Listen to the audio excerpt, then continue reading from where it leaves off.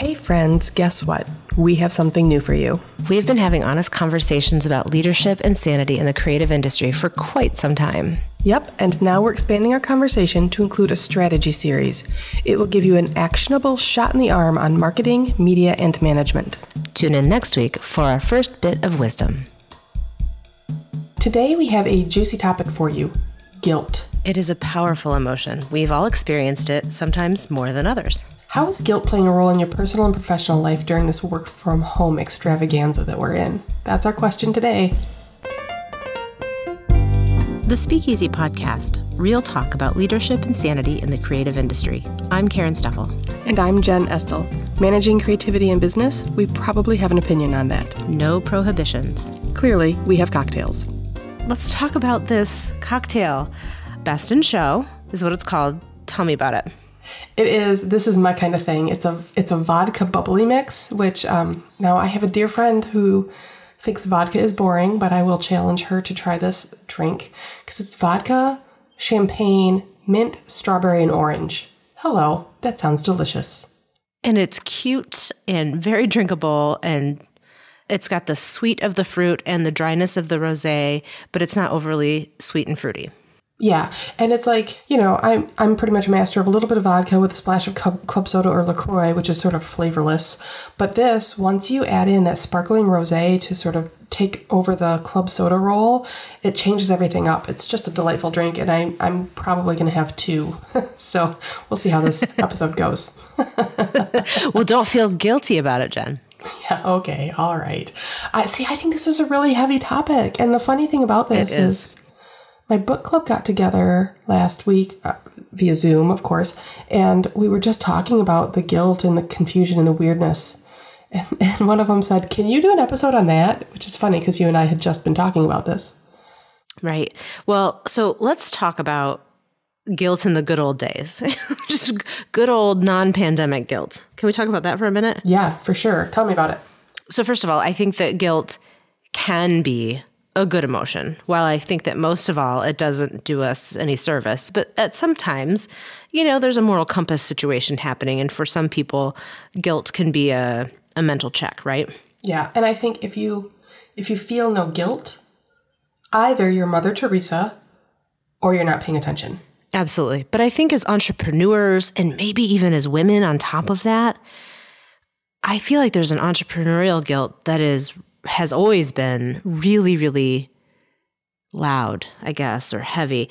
You know, for me, when I'm working on the business, I'm thinking about my kids. When I'm with my kids, I'm thinking about the business.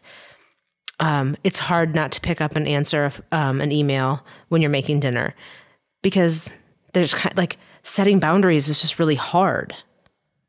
Yeah, it's incredibly hard. And it's funny because I remember so clearly when my eldest child, Robbie, was young, I had him in childcare half days and at home half days. And the business was small. And I was like, I'll work half the day and then I'll take care of the baby half the day.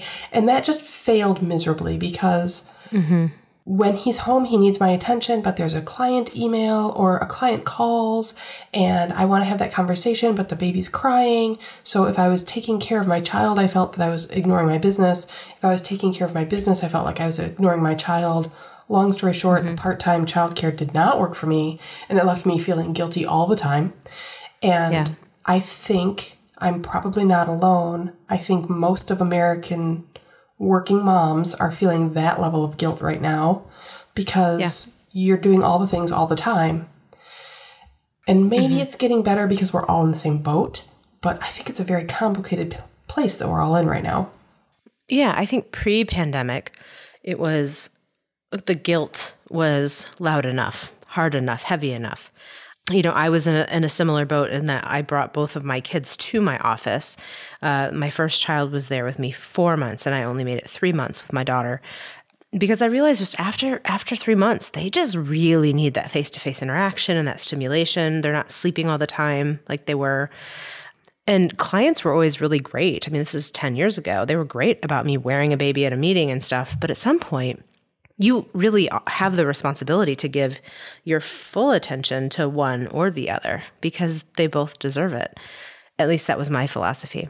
So now that we're all home, you're right, we are all in the same boat. So there's never a time when on a Zoom meeting, when a tiny head pops up or a hand reaches into frame, it seems, everybody is very patient and kind about what people's lives are like right now. But that doesn't change the fact that you're still trying to do it all, and that there's a lot of guilt surrounding just what you're trying to accomplish inside of your house. We can talk about what's happening outside of your house in just a moment, right? Right. The thing I think we're realizing is it's almost impossible to do all of the things well. For those of us who are parents, you can't run an effective classroom and do your job effectively and keep your house sane. You can't do all of those things well because we know, we've talked about this, multitasking is false. Mm-hmm. You can't really multitask well. You can shift between tasks over and over and over, but each shift has a mental cost and a time cost. And so no one's getting your full attention. And children, like you said, need full attention. Mm-hmm. Until they become old enough to ignore you and totally disengage, which is what happens when you have teenagers. So I'm good. But I'm just kidding. But there's really no boundaries, right? So even with older kids who might need something kind of spur of the moment, there's no physical separation where they can just send you a text. It's like a, hey, mom, type of thing through the house, which is very natural because that's what you do when you share space. So because we are not physically separated during the day, doing the school thing in one location and the work thing in a different location, there's a lack of boundary and so therefore a lack of focus on everybody's part, is my experience. And I just feel like and I used to use my commute, and we've talked about this on the podcast before, that 15 minutes in the car. Mm-hmm. Sometimes it was quiet, sometimes it was news, but it was what I needed to be able to transition and go into my next job. Right. And I don't have that here. No. You should see my steps on my Fitbit. It's like I take 9 steps a day, guys. It's just like I'm not going anywhere. It's horrible. You're not going anywhere. And that's not true. I do walk. The mental divisions that mark our lives are gone. I had a good conversation with one of my employees, and he doesn't have children, but he's like, those cues of going from point A to point B are entirely gone. So I'm losing track of time. I'm not sure what day it is. I'm not sure what hour it is. I don't have any place to be, which means I don't have those cues that are, in 2 hours I need to do X, because I don't need to do anything. So I'm in this confusing, mushy space of not knowing when anything happens. And then I feel like I'm behind. It's just an interesting, everybody has their own way of dealing with this strange space. So, there's what was guilt before and what is guilt now. And I'll tell you, the right now guilt, I think, is super duper complicated. And it's really hard to navigate. So I feel like the pandemic is very isolating, right? So I feel like my family's in its own little bubble.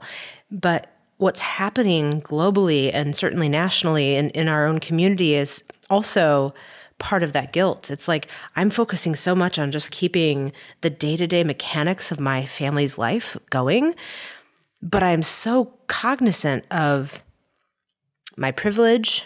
I have a job. I have a roof over my head.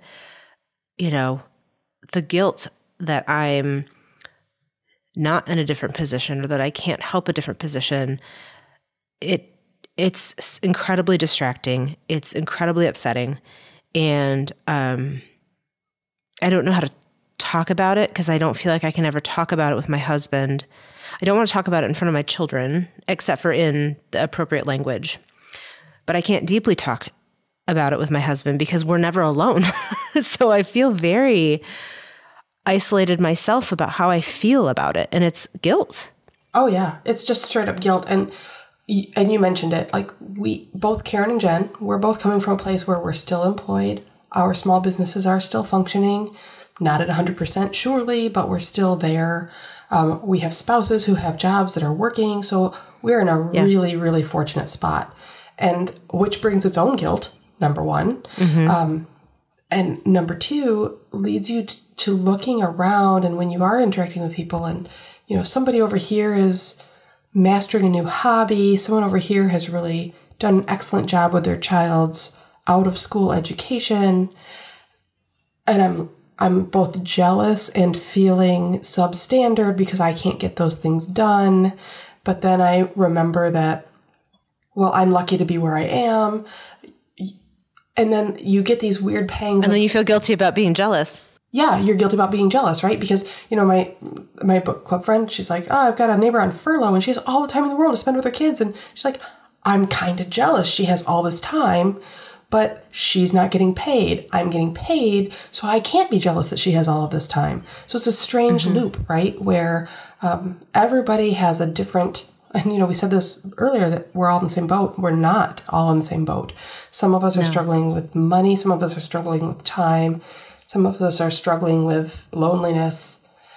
And then you look at somebody who's in a different boat than you and you feel envious or substandard in some way. And then you realize that you shouldn't because you have a certain sort of privilege. So then you feel guilty about envy. It's a very weird place that we're in right now. It's a very confusing, it's not a circle, it's like a spiral? Maybe. Is it a spiral? I do not have any direct relationships who have passed away, but I have a number of friends who have lost parents and grandparents. And a girl in my childhood neighborhood or in my high school neighborhood whose mom I adored, she was one of the theater moms. She died, last week, and she died alone. And nobody got to say goodbye. It hit me close to home because I know her so well, or knew her so well. And I just can't imagine how it would feel. I mean, I've sat in the presence of a dying parent, unfortunately, and I just can't imagine not being there, Yeah. And the guilt I feel, or the sorrow I feel from my high school friend, and then you multiply that by the 4,500 people who have died. Right. In our state alone. Just in our state alone. Yeah, of course. Yeah. And it's so interesting because when you really sit down and think about it, we've been at this now for weeks and weeks and weeks. People can't figure out how to pay their rent. They don't know if they're going to bring their small business back. They've had family members and teachers and loved ones pass. And so when that isn't you, you feel fortunate. But then you feel guilty for feeling fortunate or guilty for the slightest complaint, right? So here we are talking about how difficult it is to balance our jobs and our kids when we have jobs and kids. Yeah. You know what I mean? We have a family here at home. We're not by ourselves. We have jobs that are making sure that we can pay our mortgages. We have some choices that other people don't have. So then you feel guilty because you're struggling in your space, knowing full well that your space is way easier than somebody else's. So you feel like you shouldn't have to struggle. Your struggle is not worth talking about, or it's not worth complaining about, which really sometimes it's not worth complaining about, I will say. But it's just, I think, all conspired to make everyone in almost every situation feel a little guilty, definitely fearful, definitely a little afraid. I mean, the guilt is coming from what? A couple of places, right? There's societal pressure. Yeah. Yeah. Right. And I think there's fear. There's societal pressure for about the unknown. Yeah. I think the unknown and the fear of the unknown is one of the biggest causes of stress. And stress then causes you to rethink things, and societal pressure to do it right or react to it right, or whatever it is that you need to do. All of those things are conspiring to make us all feel very guilty and very insecure. Yeah. Well, I think insecurity is a broad brushstroke, right? So there's food insecurity and housing insecurity and just not understanding the future insecurity. And so that's a pretty big spectrum, right? Because I know that my family is not food insecure. But the future absolutely is insecure. And so for me to not know what the future is and to be able to figure out almost like a chess game, like if this happens, if it's this many months, I could go this direction. If it's this many months, I could go that direction or make this decision. But I still know that I've got food. Then that just makes me feel guilty. Right. Yeah. I mean, honestly, and, I guess I will say we are both we've talked about this before. We both have a little bit of flexibility that not everybody has, and we recognize that. And so maybe we're just talking to people who are in similar situations. I would love to really have this conversation with somebody who's in a really different situation and understand it. Because I think we all understand it academically, but that's different than understanding it because you're living it, right? And that empathetically. Yeah, it's just a different ball game, and there's just so much fear surrounding what's going to happen. And it's the whole airplane situation. Put on your mask first, which feels guilty. Just does. Wrong. Right? Yeah, it feels wrong. And so you need to take care of your family. You need to take care of your business or your staff or whatever your situation is happening, which feels incredibly selfish when you know that there are other people out there struggling more so than you are. But as a parent or as an employer, is it irresponsible to not take care of your people first? Or is it selfish to take care of your people first? I'm so in my mind about these situations, and it keeps me up at night. I don't know. I think it keeps a lot of us up at night. Yeah. I'm not sure I have an answer for you, but I can say with almost certainty that your employees would have an answer for you. That's a good point. Yeah. I mean, we assume a great financial risk, and we every day get up to make sure. I mean, I know that there's never a time when you've weathered a cash flow crunch and not thought about the number of families you have under your roof.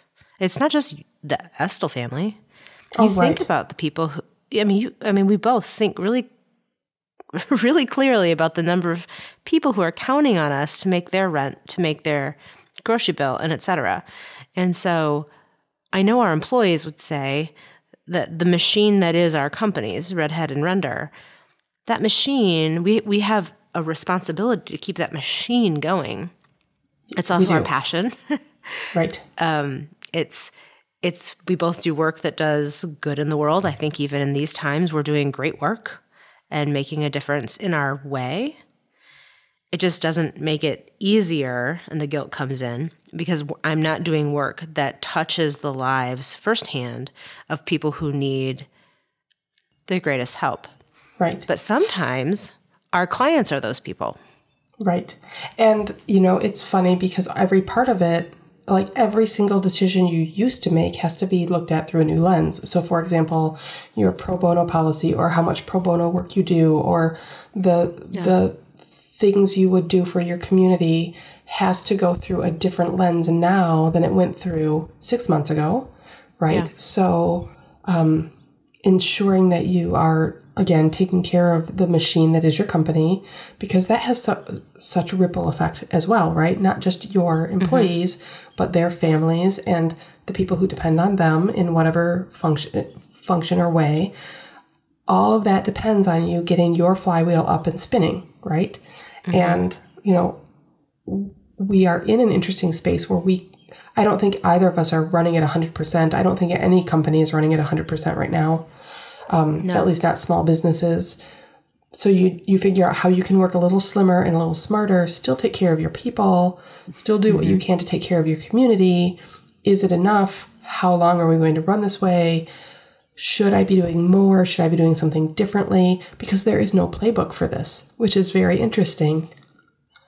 Yeah. I was talking to a client of mine who we got into almost like a coaching conversation. And I was telling her, because she does business coaching, but I help author content for her. And all of a sudden, me as a content creator who she depends on to be smart, she started coaching me. And it was really funny because she just said, "You're doing all the right things." And she said, "You don't like being conservative right now because you want to take care of everybody. But you can't take care of everything right now because everybody wants to make sure that you exist 90 and 120 and, et cetera, days from now. So you can't run at 100% now. You have to be conservative, put your foot on the brakes a little bit. Yeah. So that you can coast and make it. And we don't even know what we're coasting towards. Am I coasting towards July or am I coasting towards October? I know people are making this, it's a marathon joke. No, a marathon has an end. You know exactly how long that's going to be. And then at the end of it, you can have a burger and a beer and be really proud of yourself and have a great selfie. We don't know how long this is going to go, which is to your point earlier that if it goes this many months, I'll do X. If it goes that many months, I'll do Y. If it goes to some end I can't foresee, I don't know what I will do because I can't foresee the end. So it's a very strange place we are. But your point also brings to mind Rachel, our recent guest. She's like, you can't pour from an empty bucket, right? So you have to make sure you're taking care of yourself, which then brings us back to guilt. Guilt. Yeah. I know you had said something like, well, I see people who have new hobbies. Well, there's no time for hobbies. I don't have time for hobbies. I was saying to you before we started recording, like I'm trying to walk every day at lunch just for a bit of sanity. It's almost like the replacement for my commute. It's just like a little reset. And I'm doing it with the kids and with the dog, with my husband when he can. But it's this like little reset just to give me a little extra fresh air, a heart restart, a brain restart to just make it another few hours. Right? Because, and the make it another few hours point is an interesting point to me because we've had this conversation at the office too about, I think my staff has been incredibly amazing through this, and they have performed exceptionally well in strange situations. And I have felt very fortunate because I feel like we've performed really well. We've hit some really hard deadlines. We're still running. Again, we're not 100%. But we're pretty high up there. I think we're functioning, knock on wood, exceptionally. But that's very fatiguing. So functioning like you're in your office when you have your cats or your dogs or your kids or the jackhammer next door distracting you, figuring out how to get interpersonal communication right when we're not anywhere close to each other, all of it takes extra mental energy, and those are all these micro stressors that keep coming at us. And we're smart people, we can handle them all, but the fact remains, when you add a micro stressor on top of a stressor on top of a stressor, you end up at the end of the day either exhausted or frustrated or lost. And so then we have to negotiate all of that and figure out what people need and how we can make that better. It's a very strange place. And I'm living with people who are all experiencing those same things. Right. So it's not just me who has all of those stresses, who is emotionally exhausted, who isn't sure what my path forward is some days. My husband is feeling that way some days. My 10-year-old for sure is grieving the loss of friends and sports and routine. Yeah. My 5-year-old is like, let's go out and play. But to have all of the people in your world experience, and your employees, and so to have everybody in your world experiencing this rolling level of unknown and guilt and worry and not seeing a path forward, it's scary. Yeah. Because in a normal situation with a family or a set of coworkers, we can all have a bad day and other people pick up the slack. And that's what a good team does, right? It's like, oh, so-and-so's having a bad day. Everybody, let's rally, let's fix it up and take some off her plate. But we're all having the same struggling days. And so that that bantering back and forth and holding of the hot potato doesn't happen because we're all in the same we're all in the same boat, or we're not all in the same boat. I can't decide where I'm landing on that metaphor. So when everybody in our world is going through this at the same time, we may not be experiencing it in the same way, but we are all experiencing fear and guilt in our way that is unique to our circumstance. How do we know how to let go of it? How do we know where to contribute? Not let go of it just so it goes away, but like, how do we know how to contribute so that we're feeling like we're part of the solution rather than just bobbing along as bobbers, Yeah. What do you think? Gosh, if I could solve that problem, we wouldn't have to have this episode. So, right. This has been the biggest therapy episode I think the two of us have had in quite some time.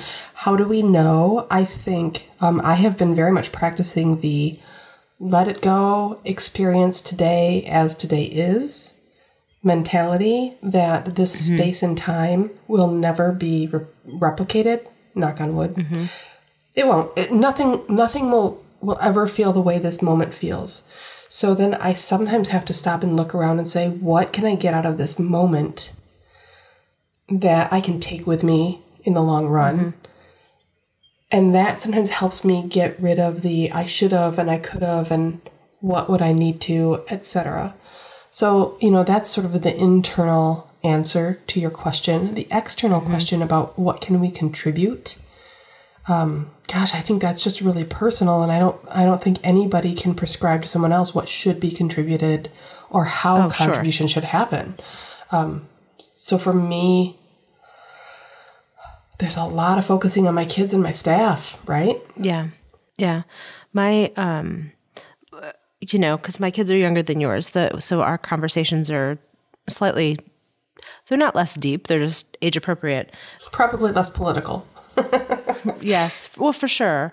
But we've been talking about resiliency a lot, and that when people get grumpy that they're bored or feeling trapped in the house, we've been talking about resiliency, and I've been trying to share examples of the ways that adversity will show up in our lives in the future, in their lives in the future, and how the lessons that we learn from now on ways to have to view things through a certain lens and to be adaptable. And what resiliency means is a way that they're going to approach their lives moving forward, whether that's trouble in high school or college or a career choice or a partner choice, that those are things that they're going to have to navigate and that they're going to face adversity again. It's just a matter of how you approach it and how you move through it and how you feel about yourself as you do that. And then, from a community standpoint, we've been working really hard on sharing gratitude with our first responders. We've got some in our neighborhood, and we've dropped off painted rocks with the word hero on them on their front porch. And what that means to my kids to understand that they're expressing gratitude in that way. Leaving messages in sidewalk chalk, which has been kind of a trend. And we'll see how we come up with new things to share gratitude moving forward.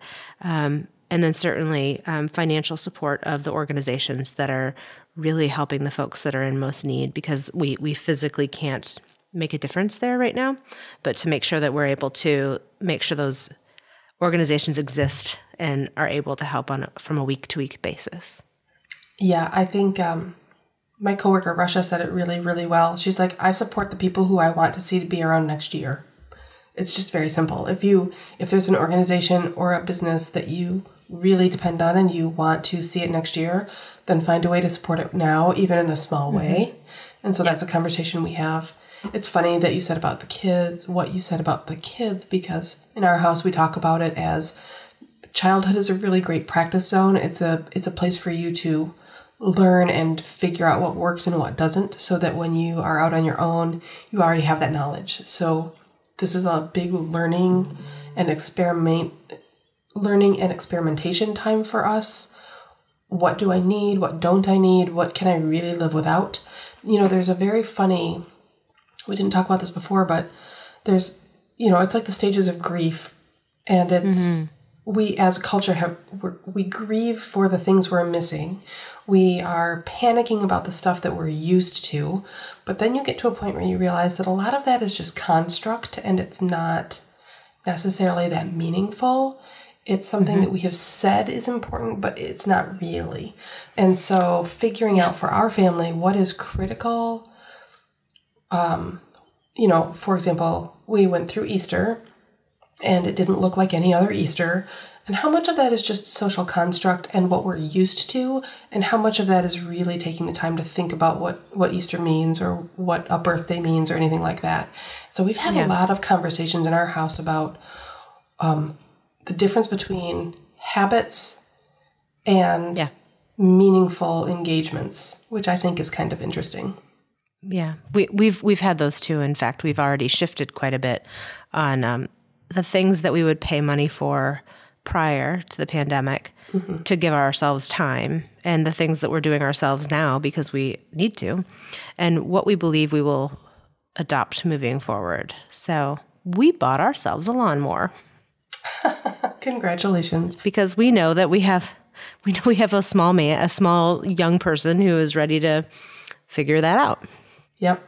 Yeah, I tried to tell my kids they need to start a lawn mowing business and get a little LLC going so that every lawnmower we buy has a tax benefit. But nobody took that bait, so we'll see how it goes. Anyway, no, I think this has been it's been maybe a longer conversation, and I think that there's so much more to say. And I also think there is a lot of it. There are so many facets of this that you and I are not qualified to even talk about. But I think this has been a really interesting exploration of where we both are. And it's funny because, I keep going back to my book club because they asked about this particular topic. But, that's 5 really strong women who are all absolutely working harder than they did before. Yeah. And before they weren't slouches. None of us were slouches, right? But we all have more expectation, or you're in a boat where if you don't work, you're not going to get paid, or people are depending on you, or policy is depending on you. And when you think, or the ability for a major organization to function is depending on your ability to make a budget. There's just lots of very high stress for people right now. And especially people who are moms, like you talked about, or women who tend to, for some reason, pick up guilt. I think we're all feeling it a lot. Yeah. But again, when it comes to that guilt, we're all in the same boat. We're all feeling it, I think. Yeah, and I think this is a good time to cut ourselves some slack. I think if our actions are aligned with our values, where we're trying to help our home, our community, the organizations that, like you said, like Russia said, that we want to be in existence next year, I think we have to cut ourselves some slack in some other areas. Maybe really redefine what boundaries look like, especially as we continue to be at home, and take big steps forward, because there is a forward, and that guilt is very much based in shoulds and coulds, and moving forward, we have to maybe take the things that we're feeling guilty about, seeing how those deficits align with our values, and see how we put things in place moving forward, so that we're addressing them as part of our day-to-day post-pandemic. I think that's very well said, Karen. Thanks for being my therapy gal. I appreciate you. Oh my goodness. Well, I'll tell you what, listeners, I'm curious to see if you guys are feeling the way we are, or if you think that we're entirely off base. So give us a shout and let us know. But in the meantime, I have no guilt about saying that this recipe for this best in show cocktail is right up my alley. It's so good. It's so good and pretty. I know. So it's a little bit of vodka, a little bit of rosé champagne, and then mint, orange, and strawberry. Super easy. A little bit of muddling. Oh, I think there's like some bitters in it or something, but you have to try it. It's so delicious. You will have no guilt if you make this drink. No guilt. No guilt. Just happy summer. Happy summer. Thanks for sharing a drink with us. Talk to you next time. Jen, what are we talking about next time? Well, we've talked about before how Jen and Karen have a huge list of crushes of people who we respect and admire. And the next one, I can't wait, is Paula Herbart, who is the president of the Michigan Education Association. And we're going to be talking to her about her experience leading Michigan's educators during the COVID pandemic and what her thoughts are moving forward, and then whatever else pops up. Right. She's got a lot of life experience behind her, and she is just a spitfire, and I cannot wait for this conversation. I hope that you all tune in. We'll talk to you next time. Cheers.